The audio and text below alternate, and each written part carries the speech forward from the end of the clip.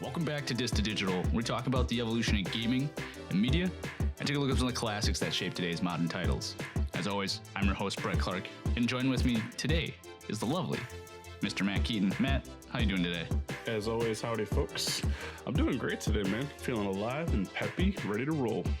Yeah, so today's episode, Matt, is called Bottom of the Barrel, and it's pretty much us talking about my inability, anyways, to get a PS5. I don't know about you, but I mean, this has been the year of bots. I think people who aren't used to online shopping aren't too familiar with what bots are, but you commonly see it in like the shoe market where you have these Yeezys. Do you even know what Yeezys are, Matt? Yeah, I do. Okay, I was just making sure. I know there's people who aren't really shoe people. Yeah. But you'll have these shoes and like people like have bots that spam the shopping cart to buy as many as they can as quickly as they can possibly, and then they can resell them. And it's something that you really never saw in the video game world, but due to COVID, there's a lot more people staying home and a lot more people gaming. As far as your PS5 experience, you and we were trying to buy it on launch night. We couldn't get a pre-order. We have a couple of friends who've gotten pre-orders. Savage Gaming at twitch.tv/Savage. He's got a PS5. He's been playing it. He's rubbed into my face multiple times. Not really. X is a good guy. But he got it because he just happened upon like a day before pre-orders went up. He just happened to see it. So he beat the bots.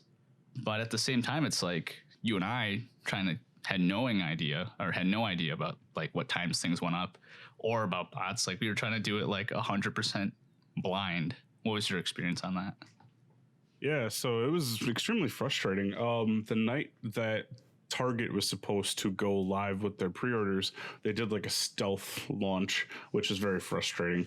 And as we were playing Call of Duty that night, just kind of relaxing and chilling and just having fun, I kept refreshing on my other monitor the Target page, and supposedly it went live a whole 45 minutes before we saw it and it was available.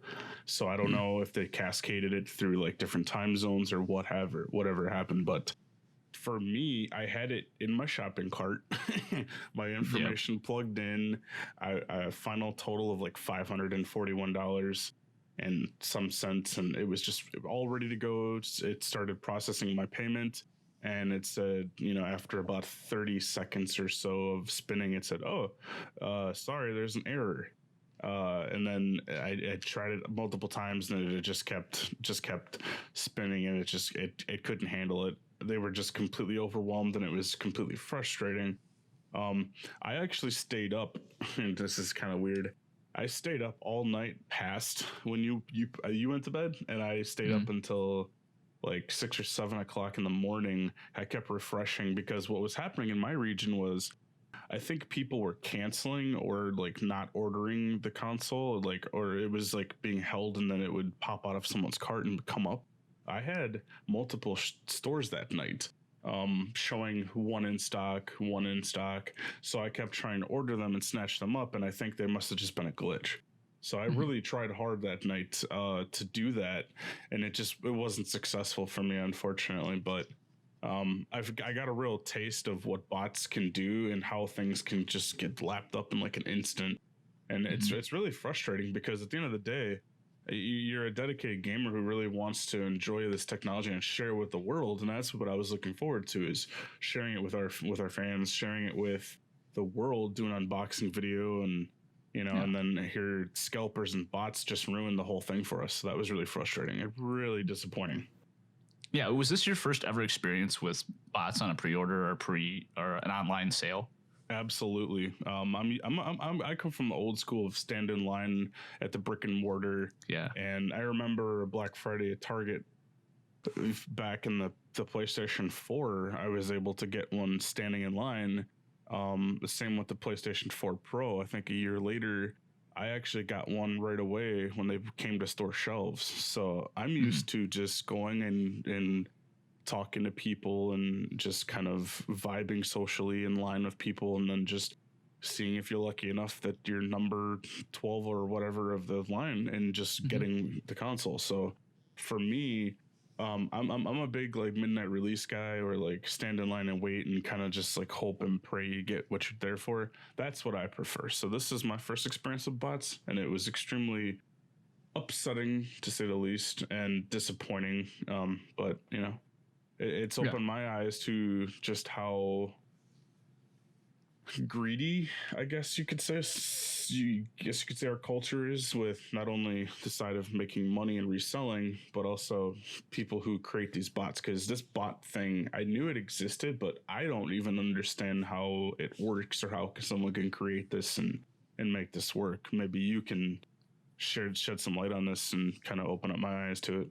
Yeah, so the way that bots typically work is what happens is you have someone who codes a particular program more or less to either enable them to buy something, like it's a bot that automatically does it. Mhm. And what it'll do is it'll add to cart and purchase it, and it just does it inhumanly fast. So like it just does it faster than you can, and it tries to push in as many transactions as it can as quickly as possible, because when everyone's swarming the website, this bot does it instead of doing it once every 5 seconds like we would when we spam the add to cart button. That bot does it 50,000 times to add to cart. So eventually that's 50,000 queues for add to cart, which holds us back, but the bot's already got one through and buys it. So it confirms it. It kind of just, it's almost like a way of cutting the line, more or less. And there's so many bots that do this now, and so many people use them, that it's just really, some people say, well, if you can't beat them, join them. My personal belief is that bots are something that's not very common seen in the gaming industry. It's something you see more on, like I said, clothing things, or with like tickets for like sporting events. And the reason is because like to people, video games they're not as profitable until recently. Now that they're profitable, more people are deciding to invest into bots for gaming merchandise and for pre-orders and stuff like that. And at the same time, it's like, yes, I understand that as long as there's a supply and demand, there will always be scalpers. The best way to beat this for the long term is not to buy from scalpers and not to buy from people who resell, which is unfortunate, but that's how you really mess them up at the end of the day. You don't buy anything from them. You have these people who hold on to mass amount of quantity of things, and then they have to turn it around at some point to try to make back the money they spent on it. Because like, if someone buys something for $500 and then sells it for $1,000, yeah, no crap, anyone would do that. But if they buy 5 PS5s for $1,500 and no one buys it, there's no way they can get rid of those. You know what I mean? And that's where I think if you really want to kick it to the bots, kick it to the people who use scalping as a way of making profit, then just don't buy from them and just wait. Let inventory rise by itself. Because the other thing is that PlayStation and other companies look at it at the end of the day and go, we're moving product, which means that they'll still have to put out more product. Patience is the biggest thing I think right now that is really hurting American society, especially with COVID, is people don't want to wait. Right. It's kind of the same thing with Nintendo Switches. Like, people are reselling Nintendo Switches for massive amounts of money online, where if you wait a week or two, you'll see them on like Target and stuff like that. That's how come I bought Nintendo Switches, was because I'd see like 2 or 3 in stock at Target. And I know I have 2 or 3 friends who want Nintendo Switches. So I'd buy those, and then I would literally just sell it to them for the cost that I bought it for. And you could be like, oh, well, you're still buying more than you need. Well, not really. I'm still buying it for somebody who would have bought it otherwise, you know? Vigilante of the reselling market. Appreciate right here. that. Yeah. And I think that's one of the things that scalpers don't really realize when they go out with the intention of just making a profit. It's not really, you have to know the market. You have to know what you're getting yourself into. That's how come people who resell shoes and stuff like that, they're experts in their field. I think a lot of these people who use bots, coming from clothing lines, coming from that industry of like special edition shoes, special edition clothing and stuff like that, coming to video games, they don't know what necessarily is hot, quote unquote, but they just buy everything. So you get something like the PS5, you know, I understand it. That's something very obvious. but you get something like a Fire Emblem Collector's Edition, or like a collector's edition for like Assassin's Creed Valhalla being scalped and resold. I'm like, firstly, the market ratio for Fire Emblem in America is dramatically smaller than in Japan. So there's no reason for you to buy it in America if you're trying to resell it. The second thing is Valhalla Collector's Edition. Those things are mass produced way more than any other collector's editions. It's an annual Assassin's Creed game. Like, so people who are putting these online for like collector's editions, they really don't know what market to go for. So they're just going for anything that's a collector's edition. So you see like Ghost of Tsushima digital collector's edition on eBay for like $100. Well, there's no difference to that and the Ghost of Tsushima normal standard collector's edition for $80 in store. Like, or you get a standard edition and you buy it for $10 on the store. It's the same exact thing. That's the downside to scalpers, is that unless you know your field of what you're trying to scalp and resell in, you're buying unnecessary stuff.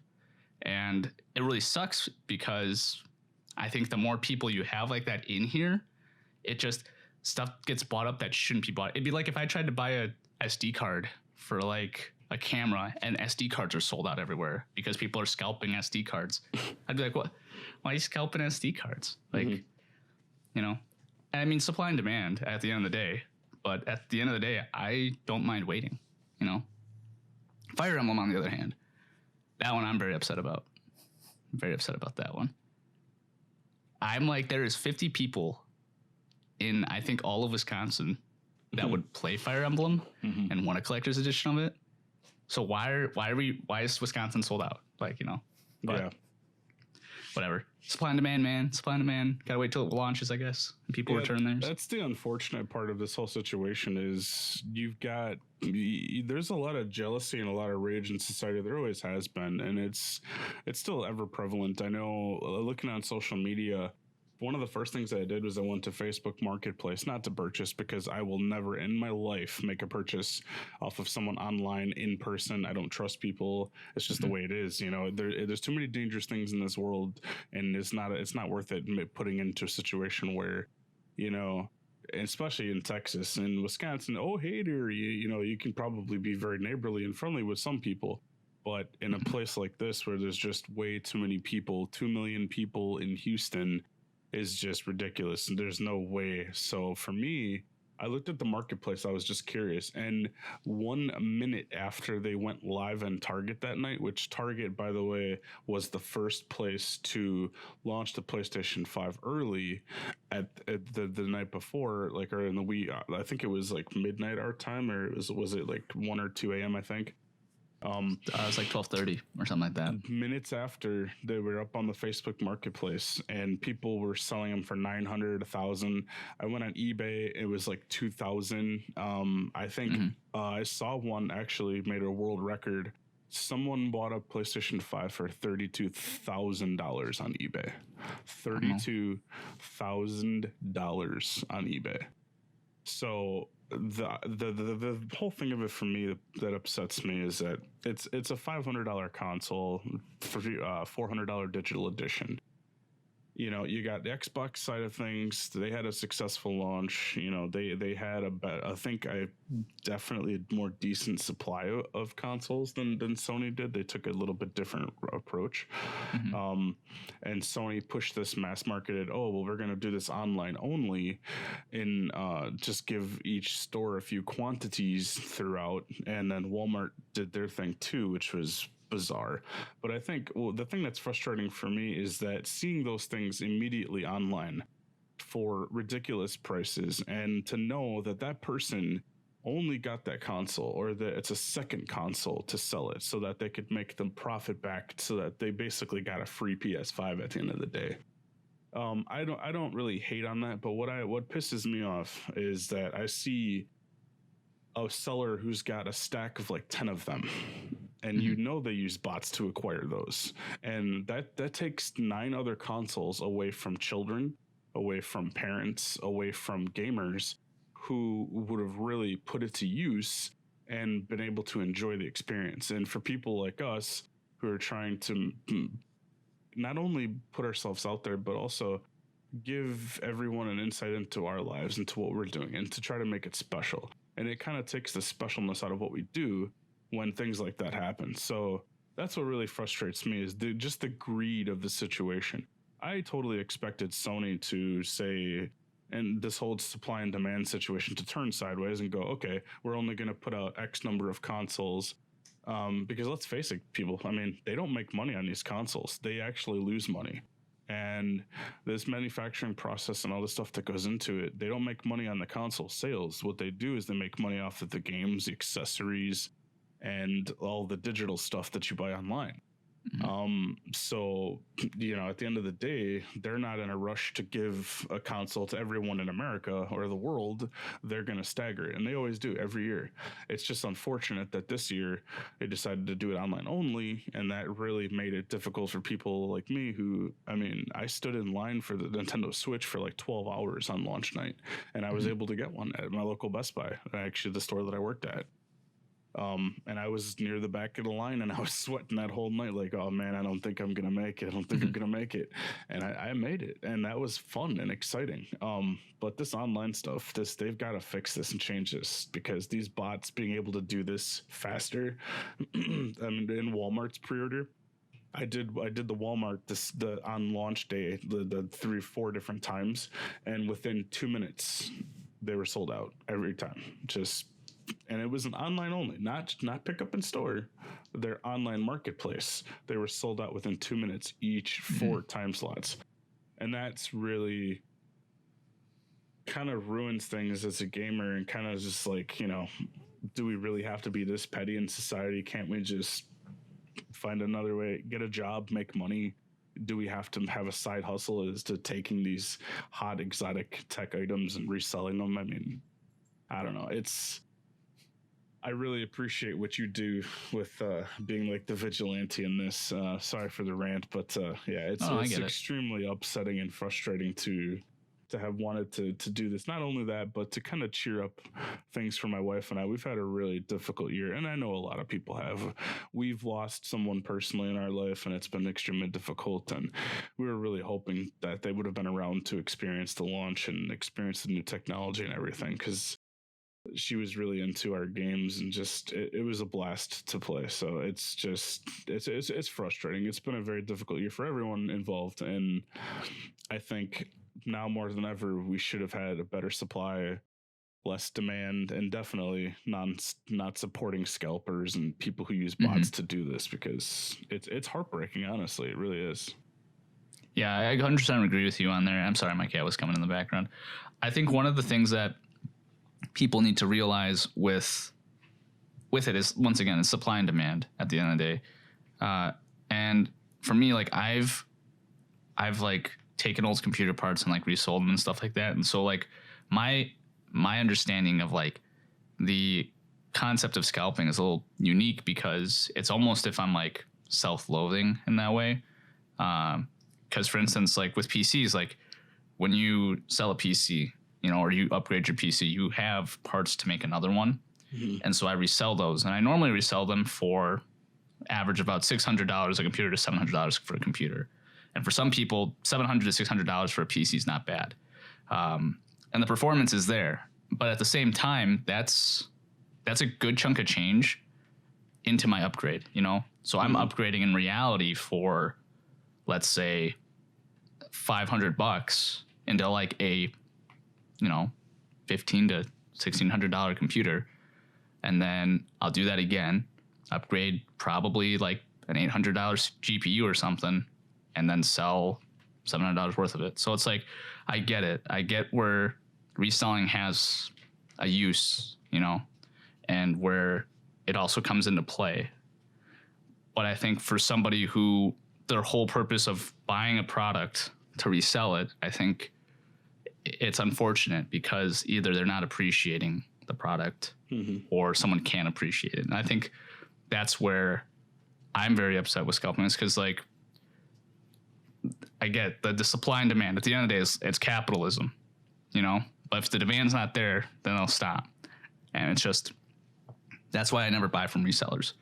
You know, selling used stuff is different than scalping. Yeah. And I think some people need to realize that if you use something and then sell it, that's different. You know, if you're selling like a used PS5, you bought it, really didn't like it that much, I get it. Like, that's fine. You can't really hate on that person for selling it. But if you get someone who's like new in box, 3 editions, that's the difference. You know, I think is if the attempt even wasn't there for appreciation of the product, that's where I get upset. You know, I look at computers and I look at like video game systems very similar to the way that I look at like other things like guns and stuff like that and swords. I look at it as like it's an engineering masterpiece, you know, of its craft. You know, it's almost artistic in a way. And if you're not going to appreciate the technological artwork that is, it's just a waste. It's a shame. It's why is my cat attacking everything on my desk? It's just that's for me. It's kind of like a disrespect to the product. Well, it oh is. My goodness, cat. And for me, the biggest problem is that it's the people who are all about, let's be blunt, quick hit it cash. They want it now. They don't want to work 9 to 5. They don't want to like actually go out in society and get a job and do those things. And they want to post online that they've got 10 consoles for sale. And yeah, okay, they've got to make money. That's their way of making a living. But the thing of it is that it's essentially stealing, because you haven't put in the work for it. You haven't gone out there and stood in line and sweat your butt off or whatnot, or freeze your butt off, depending on the part of the country you're in. You haven't actually put in the legwork and the groundwork to acquire those. You made a few clicks, you set up this, you set up that, and you did it all from the comfort of your chair or phone or wherever, and you're taking a product that you probably don't care about, and you're making money off of someone else's product, and you're making a lot of money. And you're turning around and okay, I can respect the fact that you're down and you got bills to pay and things like that, but you're taking things away from other people, opportunities, so that you can make more money. But you haven't put in the groundwork, you haven't put in the legwork, and you don't respect the product. You're there to take that hot item and flip it. It's just like gold. It's like a gold mine. It's like mining back in the day. Everyone's fighting in the mine shaft to grab the gold, and it kind of reminds me of like third world countries you see in movies where he's got the whole town mining for gold, and everyone's bleeding, sweating, and they're half dead, and you got this guy who's like whipping them and calling the shots, and he's making the profit off of it, and everyone else is suffering. And that's kind of what it is like these guys are coming in, it's a game. It's all it is. And it's like, it's more important for them to make money than it is to just, get a job, be a productive person in society. I don't know. It's kind of like, it reminds me of sports ticket scalpers too, outside the stadium. Hey, you want to go to the game? Hey, I got these tickets here, which I've never done, but I've known some people that have gotten ripped off. So yeah, it's a crappy subject, really. Yeah, it is. And I think, there's a lot of, we could go on and on about, scalping. I think one of the things is that, like I said, like patience is really the big way to counteract it, because product will get restocked for consoles and stuff like that. And limited editions, like they're not always limited. I pointed out in our Discord, by the way, which you guys can check out on Discord. If you go to our webpage, distodigital.net, you can check it out there, or you can click the link in the description. But if you go to our Discord, we have now a section in there called, I think, Steals and Deals now, that our admin Natu put in there. Thank you so much, Natu, for that, by the way. He's a great admin. He does a great job managing our Discord and creating it. So thank you so much for that. But I post in there all the time, like limited editions I see, sales on like hard drives, stuff like that. And I'm a very big advocate for sharing that with our community, because I know people out there are looking for hardware updates for like their gear, for their PC, or they're looking for like a 500 gigabyte SD card for their Switch. And when it's on sale for like 95% off, it's like there's a reason to post it. There's a reason to share it, because I don't need it, but I know someone else might. Last of Us Part 2 Statue limited edition, brand new from Walmart, shipped and sold by Walmart. I put that in there. I put the Horizon Zero Dawn collector's edition, brand new in box, shipped and sold, on there as well. And these are limited, quote unquote, editions, but they're still out there because companies still in their warehouse have backlogs of them. So if you're patient, like, you don't ever have to deal with resellers sometimes. And depending on the game. Also, I know for a fact that Persona, for instance, everyone's like the Steal Your Heart edition of Persona, which I have. You can still buy that new from Buy Asia or Play Asia, brand new. You know, it's like, that's one of the things that I really like about like the reselling market, or not the reselling market, the scalping market, is that a majority of the people who approach this market, like I said, don't know this area. This isn't their area of expertise. So there are alternatives that if there's someone who's an advocate for purchasing certain genres of games or certain collector's editions or consoles, you can easily work past it. Downside is that it just, do you want to jump through all those hoops every time? Not necessarily. Pre-orders, I think, also are something where I'm starting to really dislike, because pre-orders versus actual quantity made, they're not always the same. So like, for instance, if they order, let's say 50 million like pre-orders, but they make 100 million games, that is 50 million other copies of that game you can get. But because the pre-orders are sold out, quote unquote, you're not guaranteed that. And for me, I don't really care if I'm guaranteed it on day one. As long as I got a 1 in 50 million chance to get a copy, I'll take the lottery all day. But the fact is that they don't tell you how many are going to be made, because they don't know necessarily how many are going to be made at the end of the day. But that's where I really start to dislike pre-orders, because when pre-orders are limited, it's pretty much them having insurance that they're going to be able to sell X amount. You know, you should have confidence enough in your product that you will be able to sell it, you know, especially something like a PlayStation, you know. Now, pre-order can also go to like first wave, first batches, where they only can make a certain amount at a certain amount of time. And that's where I think some people, like, it makes sense there, where if you're doing multiple waves of a launch. Yeah. But some people don't really think of it that way. Like, for instance, when people talk about like graphics card launches for NVIDIA, people are like, why don't they just make all these graphics cards to meet the demand? Like, what are those factories doing after they meet the demand? Nothing. They have to keep those factories open, you know? Otherwise, they're losing money on those factories. So I get it. It sucks. But eventually, the supply will meet the demand, you know? Yeah. It's just in that first wave, it always sucks, you know? And that's something that even I get upset with. And then I have to remind myself, it's first wave. Second wave, you'll be fine, you know? Yep. And then by third wave, fourth wave, they worked out the bugs, you know? Yep. I mean, but I think, what was the last time, Matt, that you've actually had to really deal with, like, not being able to purchase a collector's edition, you know? Like, when was the last time you weren't able to purchase a collector's edition that you wanted? It's twofold, actually. So it's this generation and The Last of Us Part 2. It kind of snuck up on me, and we actually had something happen with our little Chihuahua, Dudley. He actually like injured his paw, and so we rushed him to the vet because he wasn't feeling good and he just wasn't looking right, and so we were really scared something was wrong with him. And the vet bill kind of was a more important thing to handle at the time, so unfortunately we took a pass. The vet bill was pretty expensive. I think it was like $575 or something like that.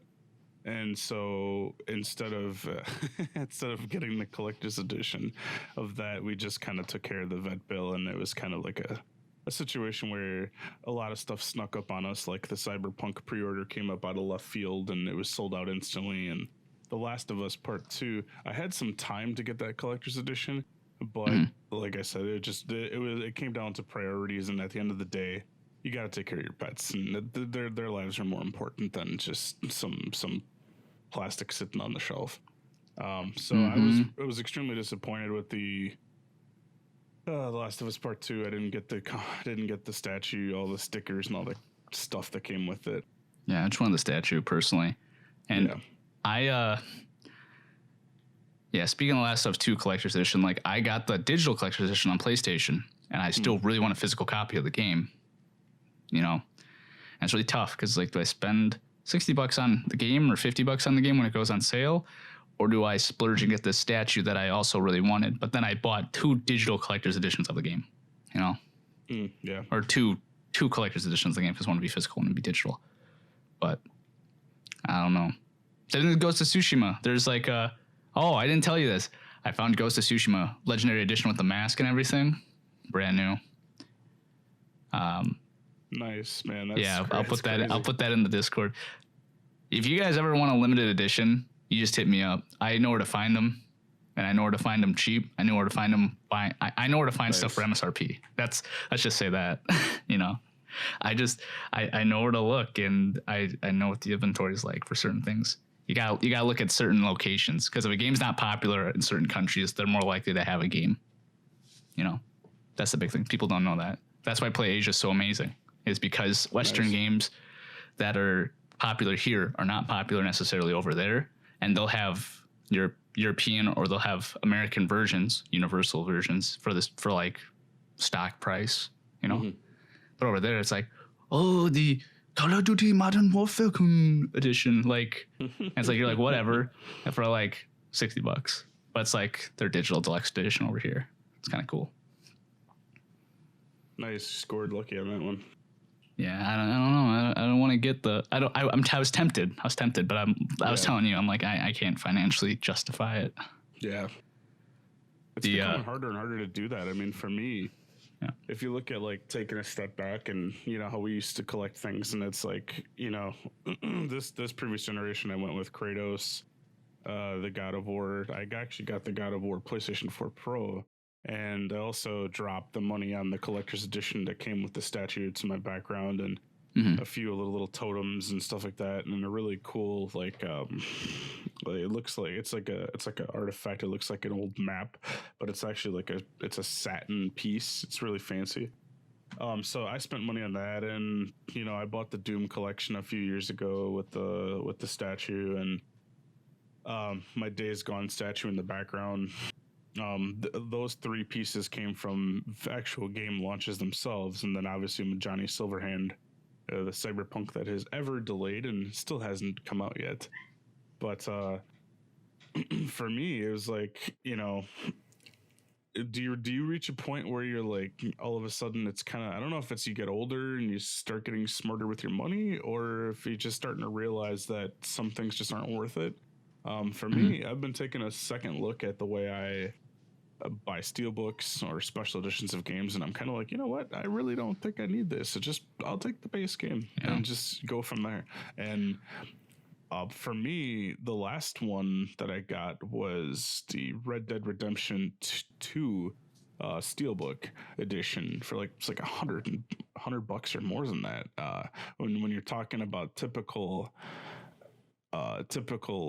you know, launches and $60 game, and you're spending $100 on it, it's kind of like difficult to justify, you know. So yeah, it's a difficult situation to look at, but for me, it's more, what do you do?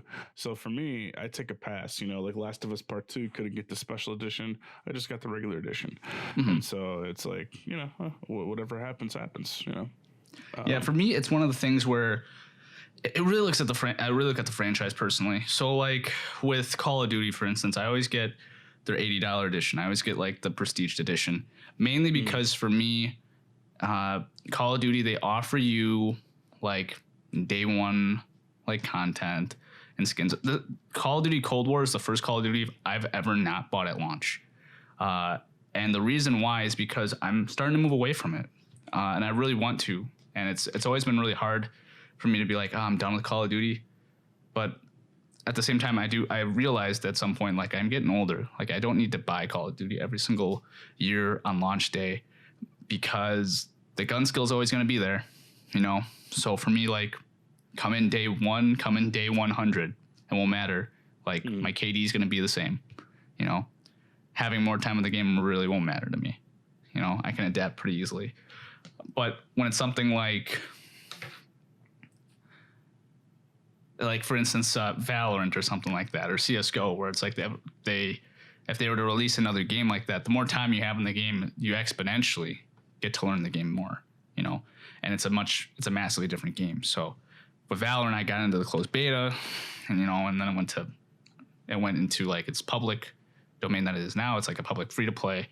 For me, like that was a game that I needed to get right away on day one. Was because not because it was in closed beta and it was like hard to get, but it was more of I wanted to see what the game was like, and that's something that's a little different than an annual release like Call of Duty or Assassin's Creed, where that game will eventually be cheaper and the experience will still be the same. Whereas something like a early access game like PUBG, for instance, when PUBG first came out, that game that you're playing will change and evolve. So you can see the changes in progression, and you can also learn the game because it's new. It's something different. This is the only version of the game there is, Yeah. And that's for me what kind of determines it. It determines the type of game, the franchise, because if it's an annual release, I normally just kind of like, well, wait a little bit. If it's something that I absolutely need to play, like, then I'll get it, and I normally get it on PC. So I avoid the whole physical debacle right there. Almost half the games I purchase are almost more than half the games I purchase are PC available games. I really only buy exclusive games for PlayStation and Switch. So everything else is going digitally to PC, so I avoid that whole confrontation right there of having to pre-order and store and stuff like that. Because digital goods, that's really easy to do.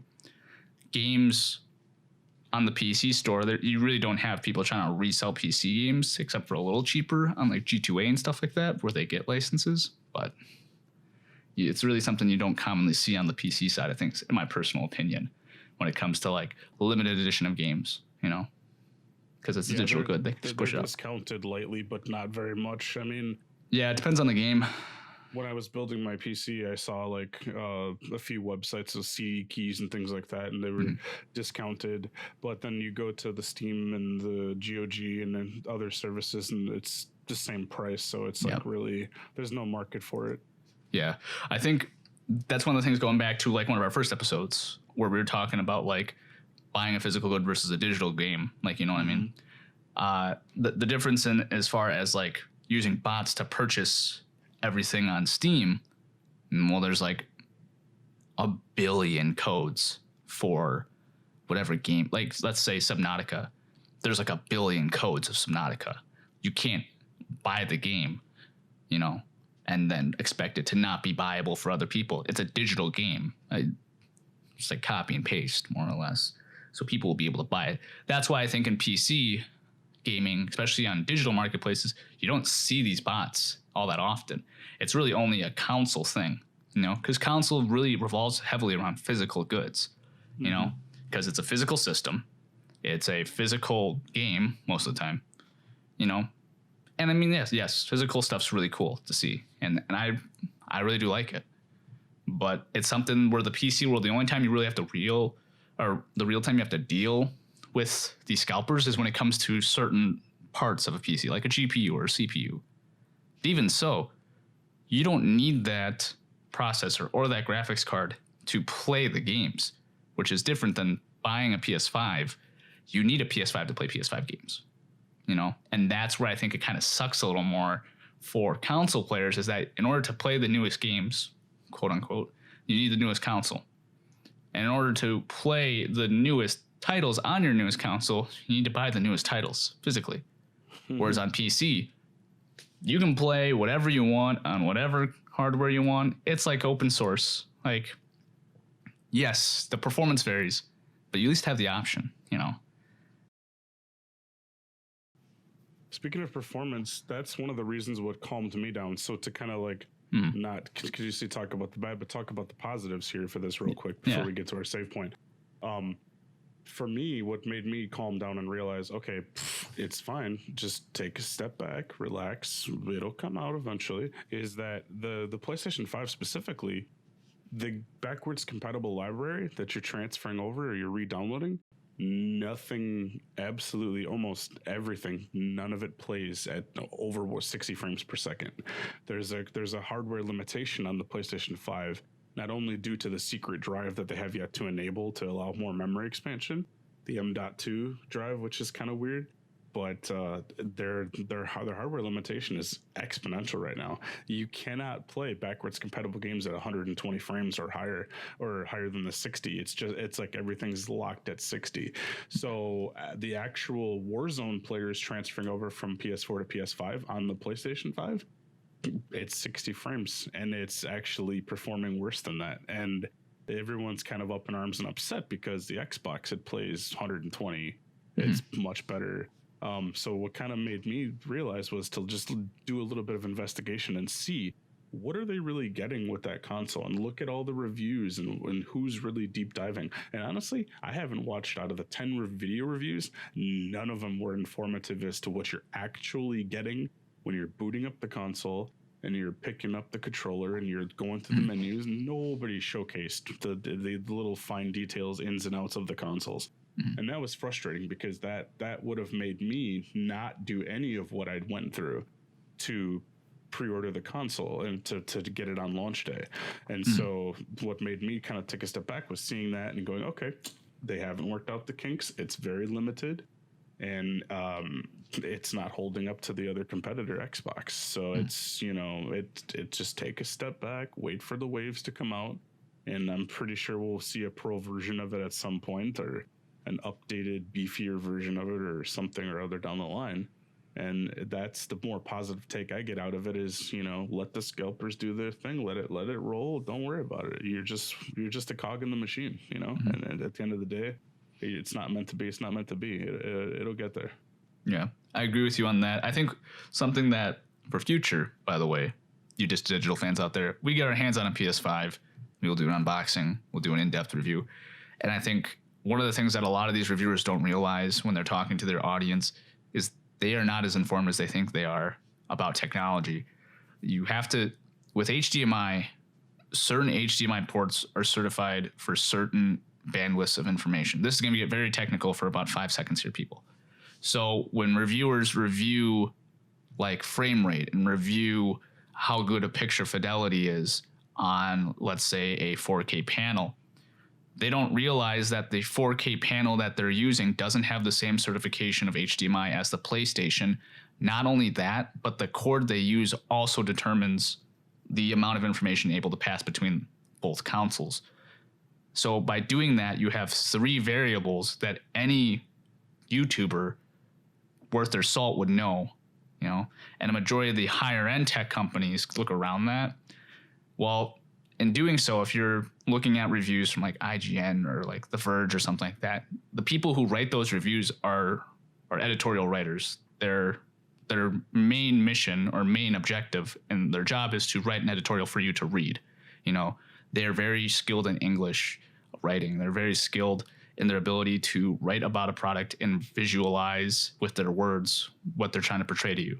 They're not necessarily tech focused first. It's very communication heavy. Whereas something like a Jay's 2 Cents or like a Paul's Hardware, very specialized. They specialize very heavily on tech side of things, and it's almost a given that the information they give you is the visual you need. So when you're watching reviews, you got to realize that some of these tech YouTubers, quote unquote, or these YouTubers who are reviewing something for gameplay don't necessarily know the hardware specifics of it. So like, for instance, PS5 does not support 1440p natively. Sony released that in the keynote. It also will not support anything that is not 1080p, 4K, or 720p or 480p. It only handles standard 16:9 ratios as of right now for above 100, up to 120 hertz as of right now. And in their keynote, they released this information, but they didn't release it till 2 days before it launched because they had sanctions that said you couldn't review anything or release it ahead of time to prevent people from looking at it and going, oh, I shouldn't buy this right away. Mm-hmm. And the same thing is with the PS4 Pro. You can't support 2K or 1440p resolution. And Xbox, being more of like almost a PC machine, supports that. And for me, I play at 1440p on my PC monitors. It's kind of a hard place for me to be in, because when PlayStation only supports 4K, that means I can really only play on my TV in my living room, or my bedroom, because the image quality from a 4K picture or 1080p picture scaled to 1440p, it's not good. It's 1.5 pixels stronger than 1080p. So you have a 0.5 scaling issue there, Sorry about that technicality there, people, but that's just one of the things you got to realize. Plus your cables. All your cables have to be 2.1 certified. I mean, that's another thing. There's a bunch of things in these first couple of years with these new consoles that people are not going to realize. People are going to look at it and be like, wow, this isn't really that good. Well, yes, it's not really good because you're using an older 4K TV. Your panel doesn't support HDR like 12. It's like only HDR 10 or HDR 8. You got to have a good HDR. You got to have something like OLED where like your blacks will actually really matter. There's a lot of stuff like that where people don't realize that having tech that's new doesn't necessarily mean that everything in that system will be upgraded. That's kind of the unfortunate side of it, is you expect new to be there and expect to see a difference. But at the end of the day, if your panel that you're using is not good, you're not going to ever experience the difference. Sorry, that was a little rant there before we got into our save point. You brought it up with these other tech YouTubers, and I was like, I can see where that could be really frustrating. But other than that, I mean, pretty late in the episode here, but I think it's time for a save point. Sounds good. So today's save point, Matt, we really don't have much time here, but we're going to take a second here and thank everybody for tuning in today. This episode's kind of more of a rant about, scalping and stuff like that. So we wanted to kind of formally take a step back and appreciate everyone for listening and making it this far. And if you guys have any experiences with scalping or resellers, or having a hard time getting a PS4 yourself, or not PS4, PS5 yourself, feel free to reach out to us at distadigital.net, or you can hit us up on social media on Twitter, Instagram, and Facebook. We'd love to see you there, and we really love the engagement that you guys have been giving us so far. But if you have a PS5, you can rub it into our faces. If you have an Xbox One X or whatever it is, Xbox Series X. Series X, yeah. Xbox, name it better. Come on. We got a couple buddies who have each system, and people are telling me about it, and I've seen it. It's pretty cool. But yeah, same. Just sucks I don't have it in hand. You have anything to say on that, Matt? No, I think you hit it pretty well. Yeah.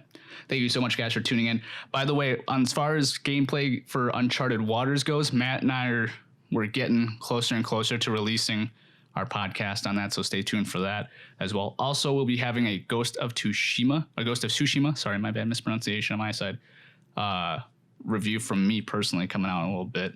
Love the game so far. I was a little late getting to it, and people were telling me for months to get it, and I finally listened to them. So thank you guys for reaching out to me and telling me that I should play that game, because I really am appreciating it and loving it. So fantastic. Yeah. So closing thoughts here, Matt, as we're coming down to the last roughly 10 minutes here of the podcast. For the future of, video games in general, I mean, we're going to always deal with, new releases.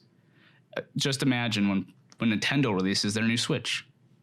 What is your method of attack? Are you going to wait? Or are you going to try to go day one? Like, what are you going to do? I think it depends if it's capable of 4K like the rumors are out there, and it's dockable 4K, and it's going to be 1080p portable. I don't know. They do an online only. Not going to deal with it. Just wait. Yeah, I think COVID plays a big difference in that.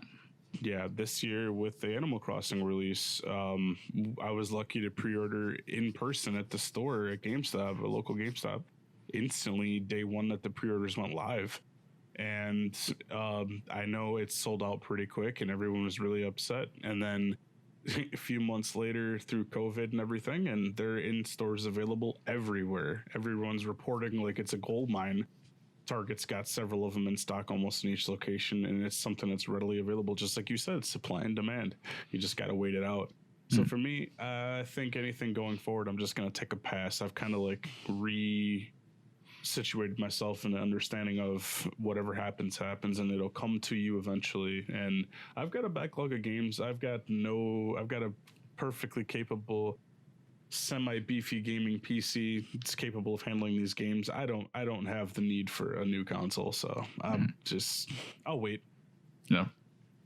Yeah, I'm right in the same boat with you, where it's like, if, for instance, if Nintendo releases a new console, like, I didn't even need a Switch right away. I was not very heavy on Nintendo until I got my Switch, and I was like, this is the best thing I've ever touched in my life.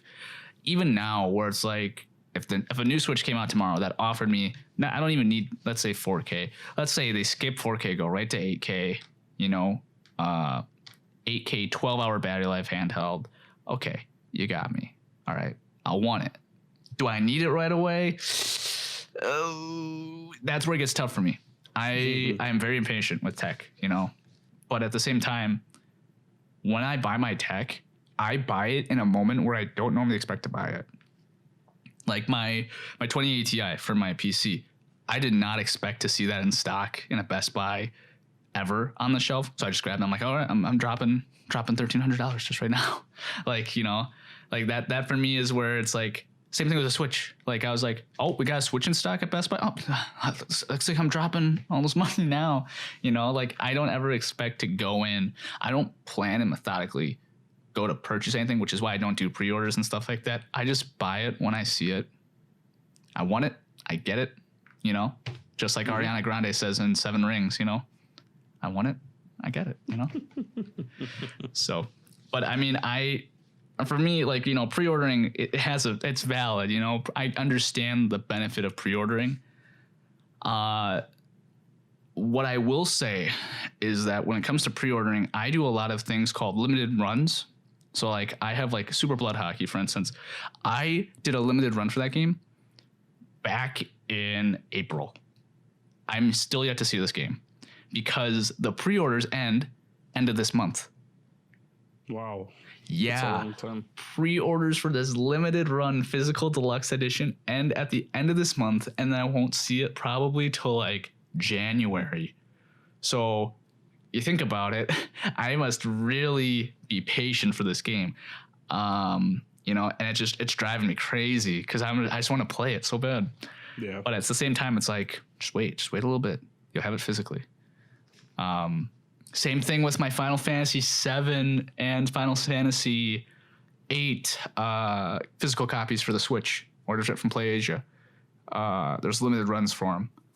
There's just a bunch of stuff for me where it's like, you have to order these limited run games and you have to wait forever to get them, Mm-hmm. So I've learned to be more and more patient, especially with Date and Kylie. I've learned to be a little bit more patient and more frugal with what I'm purchasing when it comes to tech. Like, and I got to admit that has helped a lot, not buying everything under the moon, Well, I mean, I have prime example. I've got 2 sets of Astro A40s. I've got like 2 or 3 other headsets. I've got like HyperX 7s and like Cloud Flight 2s no Cloud 2s by HyperX. Sorry, I don't know why I was saying Cloud Flight 2s. The new series is called Flight. But I've got like 4 or 5 headsets, And are you a tech hoarder? Yes, I am. And the funny thing is that I'm like, oh, I need a PlayStation headset. And I'm like, I'm looking at the Best Buy website. And I'm like, this headset, just plug in the dongle and do this. And I'm like, wait a second, I have a PlayStation headset. Mm-hmm. And so I'm like going to my drawer and there's like 4 pairs of headphones. I'm like, oh, let me brush the dust off this old headset and use it. And it really at the end of the day is like, for me, I'm looking at how much stuff I've redundantly bought, and I'm like, why did you buy that? Like I almost sent you a webcam. Like I had 2 webcams set up. Yep. I actually have 3 webcams. I'm like, oh my gosh. I'm like, and especially with the PS5 coming out, Kylie makes the joke that I don't play my PS4 ever, and I'm like, I do. Oh my gosh, I really don't. Like it's one of the things where I see it now, and I'm like, okay. Like how I'm buying into this tech, how am I actually going to appreciate it more sort of thing. PC, any investment I make into my PC pays for itself. My PC makes me money and I use it almost daily, and I have 2 of them, so I use them both almost daily, you know, and that's a little different. But when it comes to like exterior for my PC, that's where it starts to get real ridiculous with some things, you know, for me personally, anyways. But I don't know. I do hoard a lot of tech, which makes it really hard when new stuff comes out because I got to make room for it, you know. Mm-hmm. I don't know. What about you? Do you hoard your old tech or no? I usually just get the most mileage out of it, like an old car. I run it into the ground until it's not working anymore. Man, I ran my Chevy Malibu in the ground. Yeah, Yeah, yeah. I take things and try to make them work and pull out the duct tape and fuse the wires together and do things like that to try to make things stretch. I really don't buy new tech. I used to have an aversion to buying, or not an aversion, but I used to have an addiction to buying tech as well. And it was kind of like, what am I doing? Like I've got this. I don't need this. Mm-hmm. And, I've got some extra money. Why not? And now I'm just more frugal and more responsible with that. And it's not a bad thing. It's a human condition. I think everyone has to look at it like, if you have a smartphone, if you have a computer, tablet, whatever, you're going to be exposed to marketing. You're going to be exposed to new things that you might want. Social media is a big one on this for helping drive this whole addiction to online shopping. Amazon is at your door in 5 minutes after you click something sometimes. Literally, I got something like the other day that I ordered, like it came like the same day. I was like, what?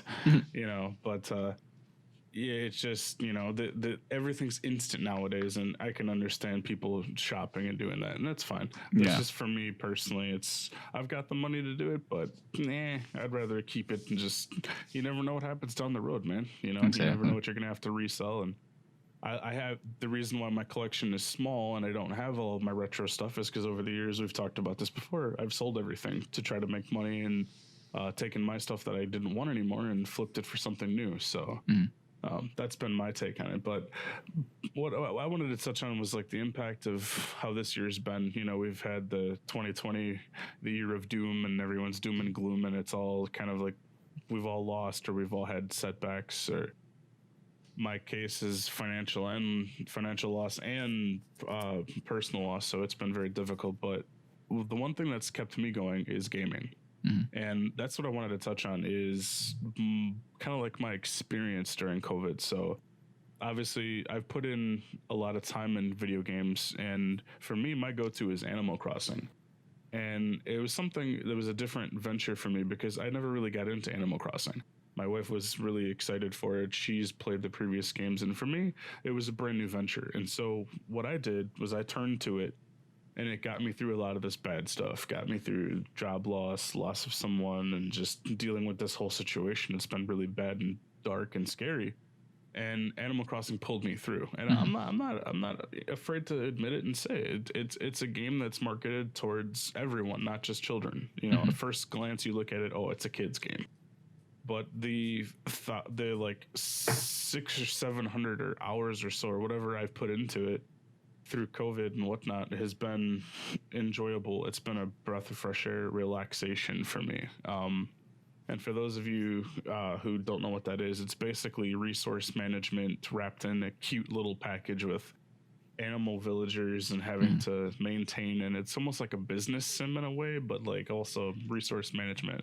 And so it's a lot of fun. Yeah. And so for me, I turned to that, and I turned to some of my backlog games, and I got through this by gaming, honestly. Like the frustrations, everything set aside, gaming has been the one key thing. I purchased more physical games this year, I think, than I did the last previous years, which was kind of weird, and I kind of wanted to get your take on it. So me, I threw on the face diaper, went into stores, purchased physical media. I still, through this whole situation, wanted to support local mom and pop game shops, and that's where most of these titles behind me are acquired from this year.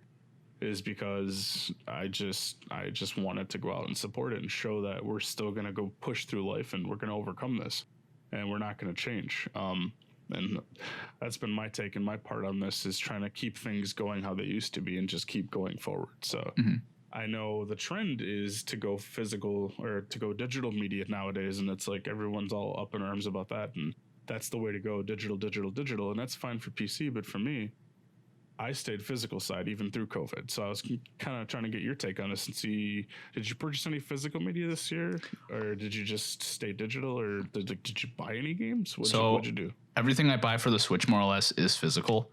And I've played my Switch way more this year than I have really past couple of years. For me, I can't really say that I bought more or less physical than I have in the past, because you got to remember, I buy so many games digitally. I add about 100 games digitally to my computer library every year, you know? Wow.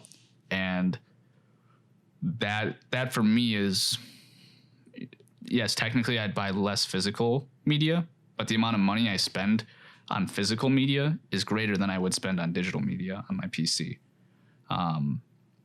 Cause I'm subscribed to like stuff like Humble Bundle, or I'm subscribed to something like New Egg Insider or something like that, or whatever it's called, where not New Egg Insider, it's like Nikaya Insider or something like that. I'd put a link in the description or something.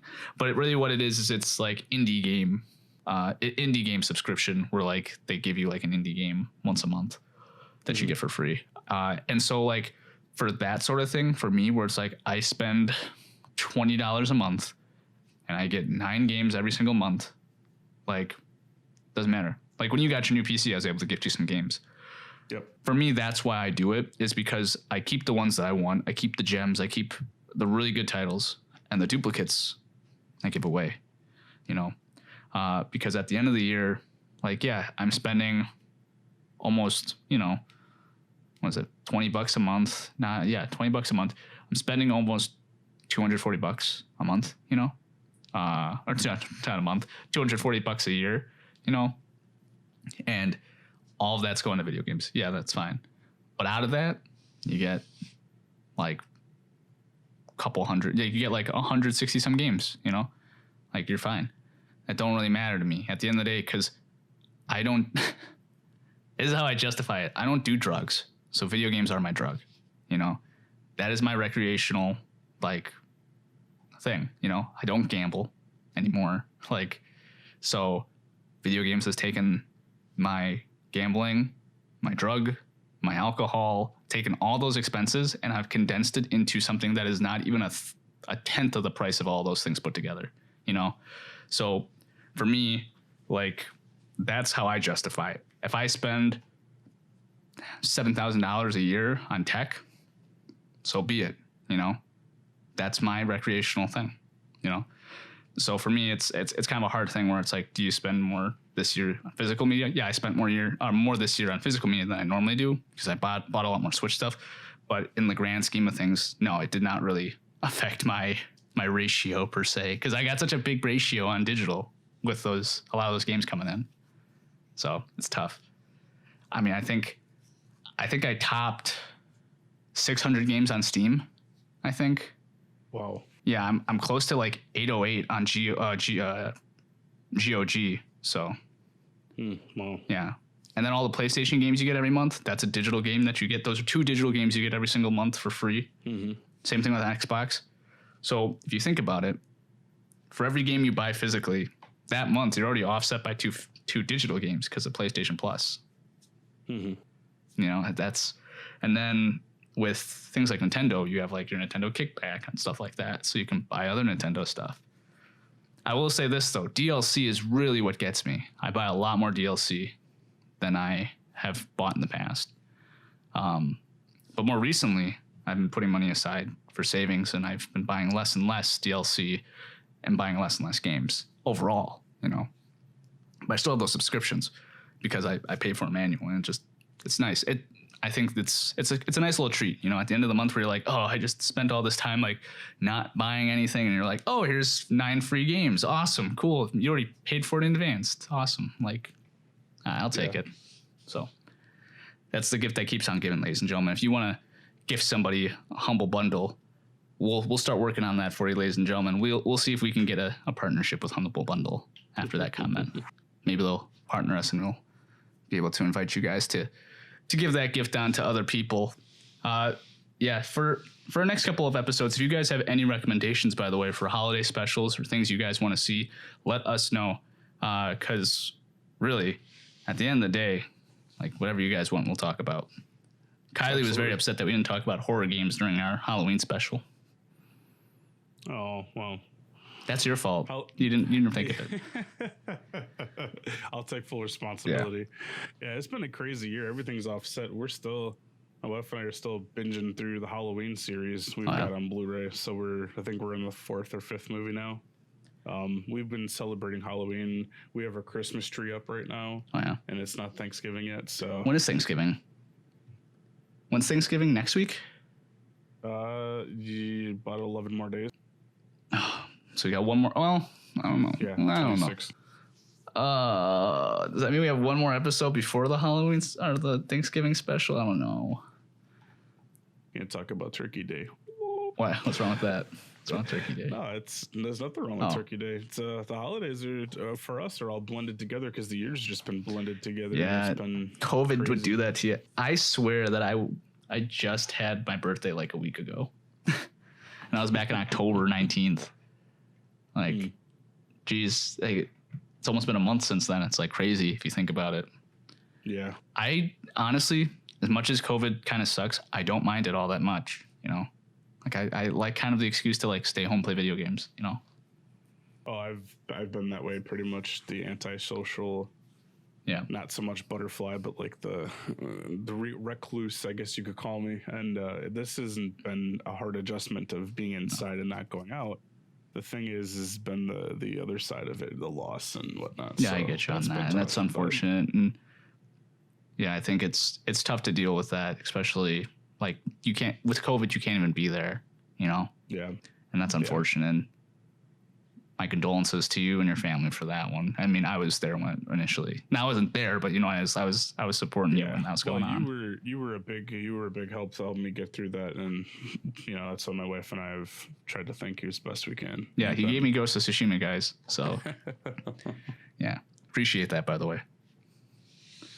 Formally, I appreciate that on the podcast. I already told you I appreciated it. Formally, yeah. But yeah. It's a gift that keeps on giving. We look out for each other, and that's what friendships are. Yeah, and for sure. But yeah, we've got a backlog. We got to get working on, get cracking on, man. Yeah, you got to be Uncharted Waters. Here's the thing, people. I went ham on Uncharted Waters. I beat Uncharted Waters main campaign for Catalina within 2 days. Ooh, I got an Excel spreadsheet for like trading, everything. I just went ham with Catalina. You know, Matt over here got lost within 5 minutes. That's why we haven't put it out yet. Matt's ship was destroyed and lost his crew in the first 5 minutes. Yeah, it's true. The game doesn't hold your hand at all, man. But yeah, we'll eventually get that out. I think that'll be a fun episode, a nice episode to just kind of reflect on a game. Or if there's a game that you guys want us to reflect on, let us know. We can talk about the Ghost of Tsushima Legends, which is the co-op mode that they have for Ghost of Tsushima. I'd be excited to talk about that if you guys are really interested into it. But we got to get this Uncharted Waters thing out because I put too much effort into getting this made, and I really want to talk about it because I finally beat this game. Matt, do you have anything to say here at the very end?